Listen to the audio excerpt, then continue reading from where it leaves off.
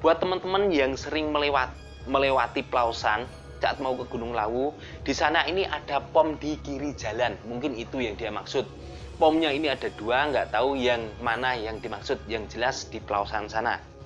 Plausan itu bawahnya Sarangan, masuk ke Kabupaten Magetan, jalur ke Cemoro Sewu.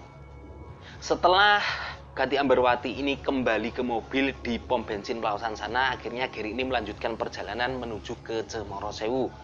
Kemudian sesampainya di Cemoro Sewu, Mbak ini turun dari mobil dan menghampiri posko daftar, posko Cemoro Sewu. Oke. Dan ada perempuan yang memberitahu bahwa petugasnya tidak ada.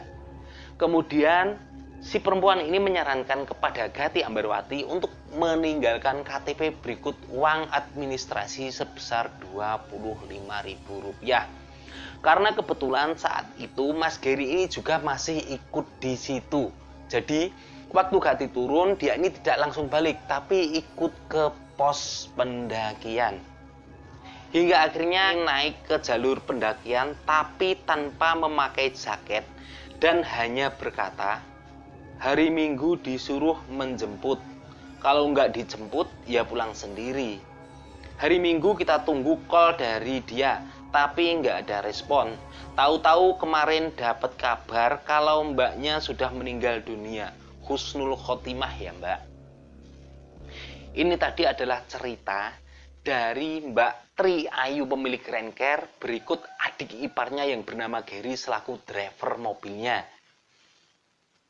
Kemudian di sini ada tambahan lagi, yaitu kesaksian dari tetangganya Gati Ambarwati yang bernama Nur Zahra. Dia 3 hari yang lalu di video saya yang pertama ini berkomentar, tetangga saya itu Kang, barusan dimakamkan tadi ba'da isya. Almarhum berangkat dari rumah naik sepeda motor. Setahu saya, almarhum kurang lincah naik motor jarak jauh. Ternyata sepeda motornya diparkir di Terminal Madiun. Dari sinilah kesaksian Mbak Nur ini memperkuat ya, bahwa memang Gati Ambarwati ini benar-benar pesan renker ke Mbak Tri Ayu, kemudian diantar oleh Mas Gary dari titik nol yaitu di Terminal Madiun. Di sini yang menjadi pertanyaan adalah ketika Gati Ambarwati ini disarankan oleh perempuan untuk meninggalkan KTP dan uang 25.000 untuk administrasi, untuk registrasi, mungkin yang terjadi adalah saat itu Gati Ambarwati ini tidak meninggalkan KTP-nya. Hingga akhirnya dia ini dilihat oleh si Gary ini tadi berjalan mengarah ke jalur pendakian. Dari sini cerita ini berlanjut ke salah satu saksi yaitu Wisnu. Wisnu adalah salah satu pendaki yang sempat bertemu di pos 1 Cemoro Sewu. Dia mengatakan beliau ini seorang diri, sedangkan kedua temannya sudah lanjut pendakian di saat hujan deras pukul 20.00.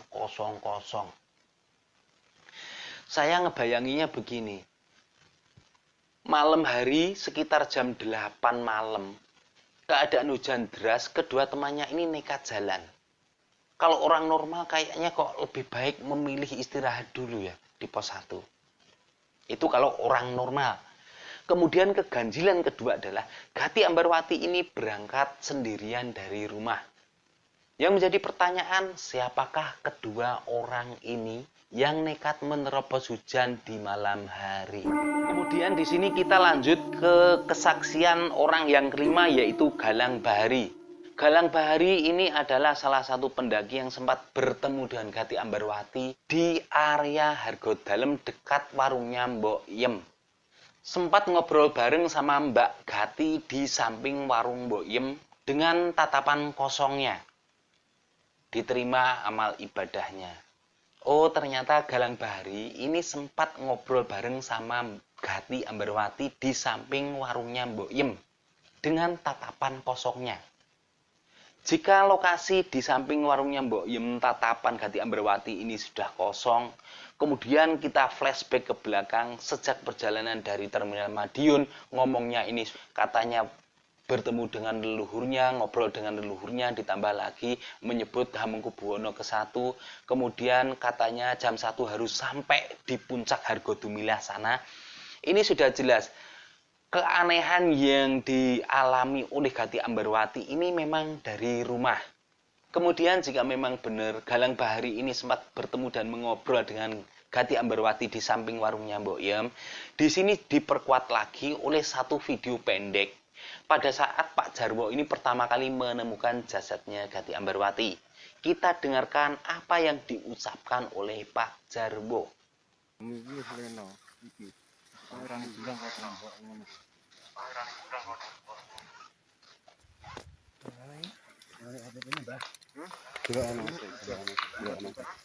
Dek bengi kuwi wis lena. Ning pinggir jurang anding warunge Mbok Yem kono. Berarti memang benar ya, Gati Ambarwati ini sempat ke Hargo Dalem.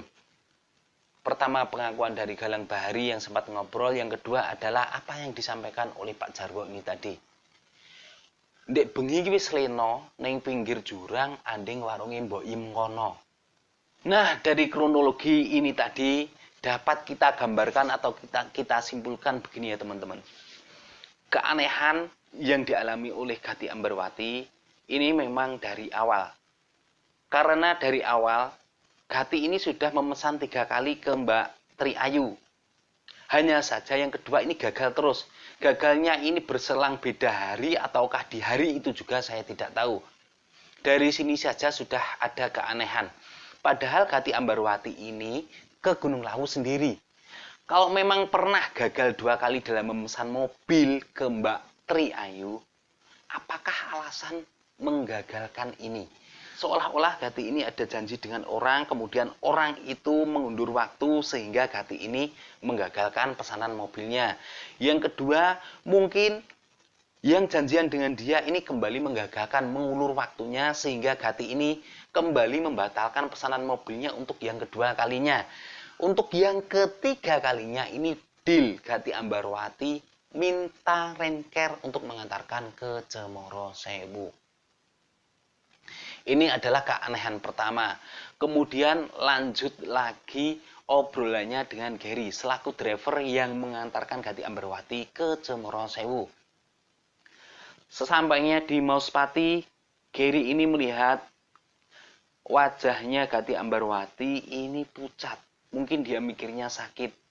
Saat itu sempat ingin putar balik. Hanya saja Gati melarang. Dia bilang baik-baik saja. Saat itu sedang puasa. Saya nggak tahu puasanya ini puasa apa. Apakah puasa beneran ataukah puasa seperti yang disyaratkan oleh. Kemudian di situ dia bilang dia ini buru-buru. Jam 1 harus sampai di Hargo Dumilah. Di dalam mobil dia juga sempat menceritakan tentang leluhurnya di Gunung Lawu. Ditambah lagi dia ini menyebut Hamengkubuwono ke-1. Keanehan yang terakhir di sini adalah ketika dia bertemu dengan Wisnu di pos 1 Cemoro Sewu. Apakah ini Wisnu benar-benar melihat dua temannya Gati ini berjalan menerobos hujan? Ataukah ini hasil dari jawaban Gati saat Wisnu ini bertanya? Kan bisa saja di pos itu Wisnu bertanya kepada Gati, dengan siapa Mbak? Kemudian Gati menjawab, 2 teman saya yang sudah berangkat duluan.